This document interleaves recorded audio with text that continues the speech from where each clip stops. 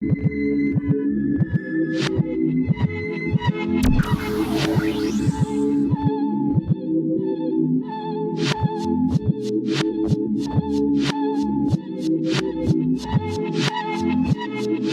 what's good? Here again, it's Explicit Critics. Talking about that Luke Cage joint, episode 6. What's up? We have the rest of the reviews on the site. On the fucking channel if you want to check those. If you haven't seen them yet. That's true. So this episode opens up with the intro that I didn't catch the first time I saw it. It's the blonde chick from Jessica Jones. Her best friend, Trish Walker. Her radio show is playing. It's a voiceover, and like people are calling in how they feel about Luke Cage. She's defending him. One of the other calls in, and they defend him, but one of them is like dissing. Yeah, one was dissing, and one was like, "Oh, I appreciate what Luke is doing." So that was cool. That was a nice little cameo, sort of, for the other shows. Just hint. There's so many hints in this. There is. It's good though. It's good. None of them feel like super out of place. Oh no. Even that bootleg dude that keeps showing up, like about the footage from New York. That's nice. But this episode.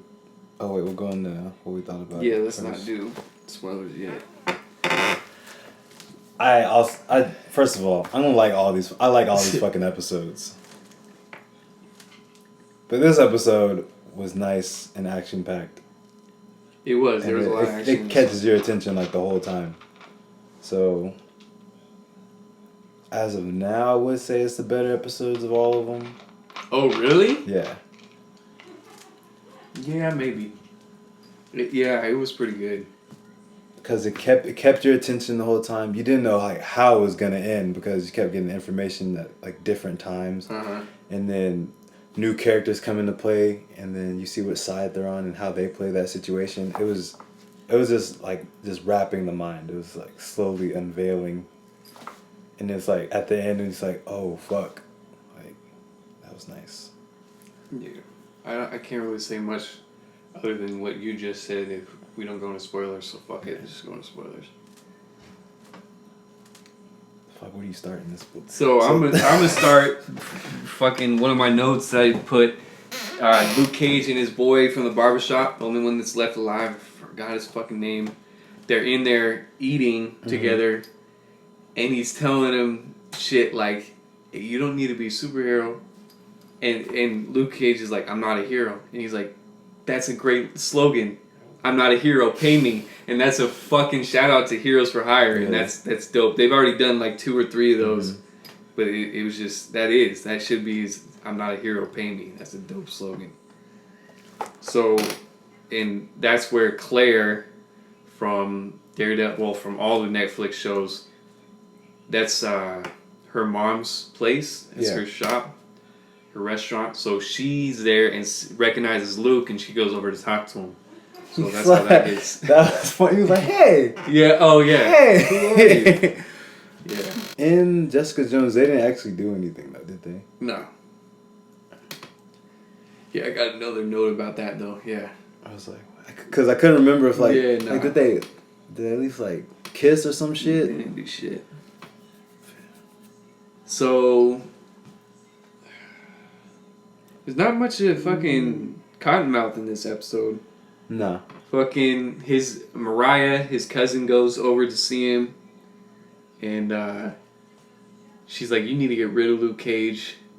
Tells them all the ways that they could kill Luke Cage without shooting him. Yeah, and that. And he's like, "I got it handled," but come on. It was nice the way she did it too, because you can. Yeah. I feel like that's the first sign of when you can see that like she's not as like innocent and unable that she seems. Yeah. So it's like, okay, like Tommy, you've always been thinking about this shit. Yeah. And it was quick too. Like, oh, the nigga don't burn, or the nigga like, drown. Can't drown. Poison him. Yeah. It's like fuck. Like you right. Like yeah. But there is a part with Cottonmouth. There's a good amount. The whole guns thing. Because he calls up his connect or whatever and was like, "We need to get the guns out of there." and then they go through all that work to get the guns out, and then like Strife has this Scarf. Strife. Strife is from X-Men. Scarf had like that moment of like guilt. Oh yeah. And then so he packs him up, drives it there himself, but then like meets up with Cottonmouth, and then like asks. Oh, that wasn't guilt. That was fucking greed. He tried to throw on 100 G's. 100 G's. In my mind, I was like, okay, because he wants his 100 D's and then he's just gonna bounce. 100 D's. 100 G's. And he's just gonna bounce. He's just gonna bounce because, like, he already knows like it's getting, like. Yeah, that's Cottonmouth true. losing control. That's why he wanted to get the fuck out. All these guns is going out of like evidence locker is gonna be suspicious anyway. So he's like, okay, I'm gonna get enough money that I need, and then get the fuck out of there. Yeah, but I'm not trying to say that's guilt. That's also like because later on he does. Oh yeah, later on. So I just figured like, okay, the whole thing was just he had okay, I felt a little guilty here, but it's like, okay, I felt more guilty, so I should probably. But Cottonmouth handled that whole deal like a fucking G. This motherfucker. So, he was like. What did he say? He said something smart and then just popped him like real quick. Yo, he like. First of all, with his own gun. Oh no! He popped him in the face first, and then dude went for his gun, and then he took that shit away. He did this like something. This motherfucker, and it just went bow.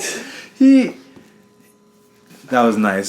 He was like, I'm not trying. Shooting him, doesn't even try to kill him. Just shoots him a bunch and then bounces. He's like, man, because he knew that first of all, he needs these guns, and I guess he thought he killed him, but. Or he just I don't think he did. No, he said, next time I see you, I'm going to fuck you up, bitch, or something like that. I also think that was a mistake on his part, too, because he should have just killed him. Yeah, there is a lot of that in this show, though. I'll go into that. Like, there's a lot of times where people should get killed, and then you just like, you let him go. And then... So he lets him go, and he makes his way over to fucking the barbershop. I don't even know how so when Luke comes in... And Claire comes in. Because Luke just sees the blood. They just see like the trail of blood on the floor. When and Luke, like, hey, isn't the door supposed to be locked? Yeah. So when Luke and Claire come through, they see him. He asks for like forgiveness, kind of. He says, I'll tell you what you need to know. Luke Cage almost kills him. Yeah. This is one sly motherfucker. He tried to like lie his way around it. Oh, yeah. Something like they said they killed Chico, but in reality he killed Chico. But so like Luke Cage kind of forgives him because he still needs to know the information about Cottonmouth because dude says I have enough info to get him put away for life. And then he's like, okay, whatever. So they go and try to like save him because everybody's looking for this dude to kill him. Yeah, Claire just stays behind like healing the motherfucker. Yeah, Cottonmouth puts 100 G's on his head. Anybody in the streets to fucking wet him up. So everybody's looking for his ass. The police are looking for him. Everybody's looking for him. And then you find out that he has another cop on payroll. Oh, I think he has more though, because he says half the fucking thing's going down if I go down. Yeah, but it's only showed like those two. Those two detectives. Yeah, and you knew it wasn't the chief because the chief. Yeah. Was one of the chief, but that doesn't really mean anything. But, and then you're just like, what? And then just, poor Missy, she was just caught in the middle because she had no fucking idea. Yeah. And they were just She shouldn't have, though. I mentioned this in one of our other reviews. Dude played it off great. Yeah, when they were talking about the vigilante shit. She's like, I hate them. Like, they shouldn't be doing our job. He's like, I don't care. They're doing our job. Like, you wouldn't have suspected him. Like, if he said something that slick. That was nice. Yeah, Scarf was probably... He's great. You didn't like him? No. It's Luke. Luke? Luke I top? I like fuck Luke, man. Hey. Not fuck Luke, but he's down on the totem pole right now. I'm talking character. Okay. Not like acting skills alone, but just like how the character was portrayed and how they built the character. The character in that situation and all that. I like Luke. Because he did show a lot of growth as he should because he's a fucking character. That's true. But I do feel like they did a good job on him. And Cottonmouth, and then Scarf. I like Cottonmouth more than Luke, but you finished the season. I haven't. So during this whole thing, like when they're trying to get him away from being a fugitive and not get him killed, the councilwoman's having that interview. Oh, she gets shitted on. She's like shitted on. First of all, that interviewer, she is slick as fuck. She was like, let's make this fun. Yeah. She was like, basically, she's like, fuck fun. Like, I want the facts and blah, blah, blah. She was like, all right, motherfucker, I'm giving you fucking facts. Ate her up. She literally, like, showed her videos of, like, evidence against her. And, that was but you said this. That was a Let great it play scene. real fast, and it was like, caught her way off guard. Oh, fuck yeah. And then she's like, what about the money that was found in your office? And shit. Like, why was it in your office? It's like, fuck. Like, what? Like, first of all, you're fucked at that point. I don't know why the fuck you even have money near your office like that. Especially if you're a political figure, you want all that stuff away from you anyway. But. So, Misty Knight and the new dude that she has to be with, who's also on payroll, go and stake out at Scarf's place. Yeah. Luke Cage sneaks in because he's hoodied up and nobody fucking notices him. They're all because him or Misty and the other guy were also talking. I know. And then they got some type of argument. They're supposed to be looking at the shit. But I don't understand how they knew that how they knew that the door being just open wasn't like someone else living in that building. Because immediately he broke it. But she broke it, so it was going like this. Yeah, that's true. That's true. So it was like, okay, like, because at first when it made that sound, like that thing, I was like, oh, maybe they got it like rigged up so like it alerts them.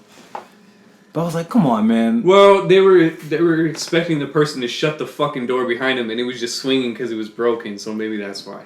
So they run up there. Luke Cage is jumping out the spot right when they get in. He fucking cracks the ground. So she should have known who the fuck it was right there. It was like 2 stories fucking down. Crater, mo.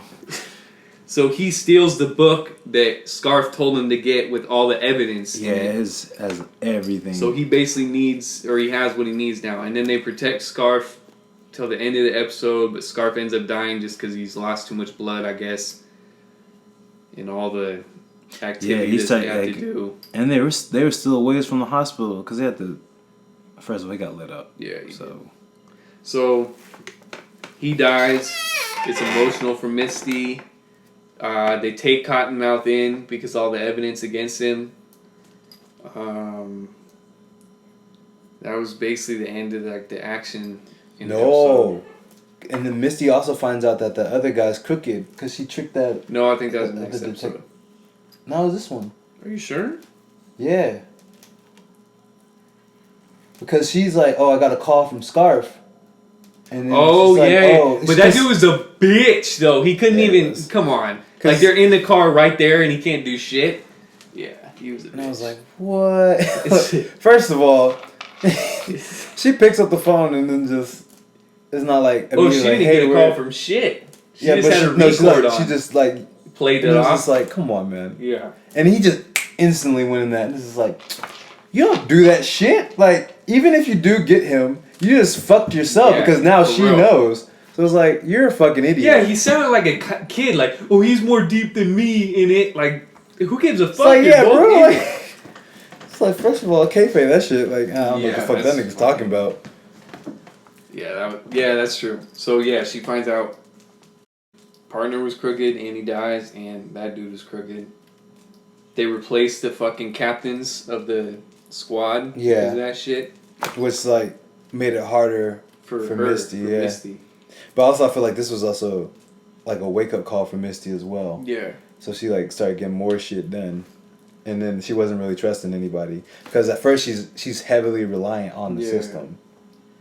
So that's why I really like this episode too. And just one more comment before we rate it, like Luke and Cage and Claire are walking together after the episode, like talking about the shit that happened. Mm. And he's like, what did he say? He's like, we need to get coffee first. So he's trying to bag Claire. And Claire's like, I'm not sleeping with you. She just walks away and he's like, what? I didn't even say anything. So that's the running gag. Whoever he's trying to get coffee with, he's trying to. That shit's funny. But she was Like, cool because like she's like, I coffee, saw but you not drink your coffee this morning, so I know you don't like coffee. All right, let's rate it. I'm gonna give it an 8. Shit, man. See, that just makes it seem like the rest of the season is like super nice if you're giving it. I'm not saying 8 is low, but I'm not gonna give it an 8. It's better than 8 to me because I'm rating it based off other shows, not based off this show. And to me, it's all these episodes are better than almost every other show. Other than the last. No, just any show. Like any shows I'm watching, it's better than most of the shows, so I'm rating it off of that. So I'm gonna give it a fucking. I think I already gave an episode 8. No, I'll give it an 8. An 8. Yeah. Yeah, it wasn't as good as 4 for me, but it was better than I think almost every other episode, maybe except for 3.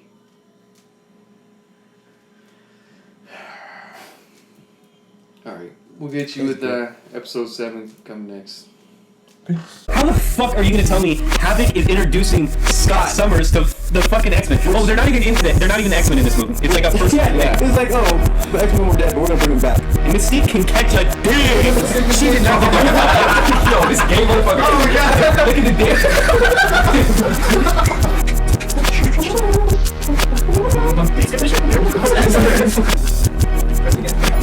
So what am I playing? Yo. I